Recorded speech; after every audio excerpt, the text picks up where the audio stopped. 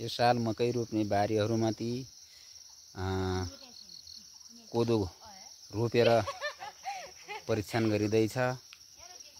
सधैँ साल चाहिँ अघिल्ला वर्षहरूमा सधैँ चाहिँ यिनी बारीहरूमा मकैहरू लगाइन्थ्यो, तर जङ्गली जनावर बाँदर बँदेलहरूले सधैँ आएर नष्ट गरिदिने हुँदा यो सालदेखि कोदोलाई चाहिँ रोपो राखेर जसरी धानको ब्याड राखिन्छ त्यसै गरी कोदोको ब्याड राखेर रोप्ने क्रम चलिरहेको छ।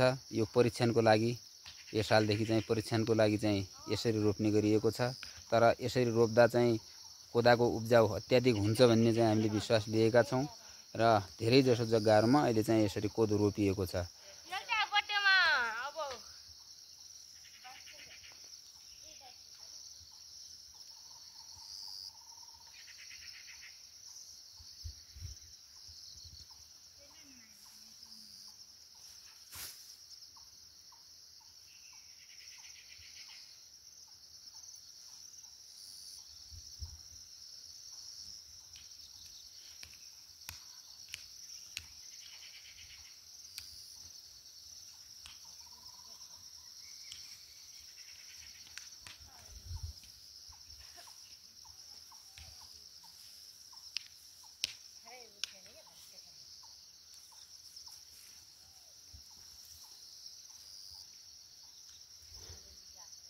मकै कोदो लगाउने बारीहरूको चाहिँ नजिकै अत्याधिक जङ्गल, यो घना जङ्गल छ माथितिर, त्यो घना जङ्गलबाट चाहिँ बँदेल र बाँदरहरू आएर सबै बालीहरू नष्ट गर्छ।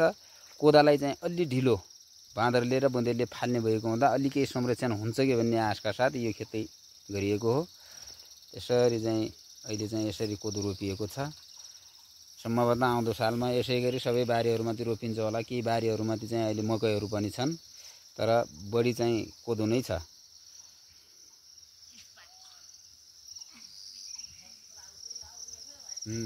उजो बाँदरको आवाज पनि आइराखेको छ। बाँदर बासिराखेका छन् माथितिर।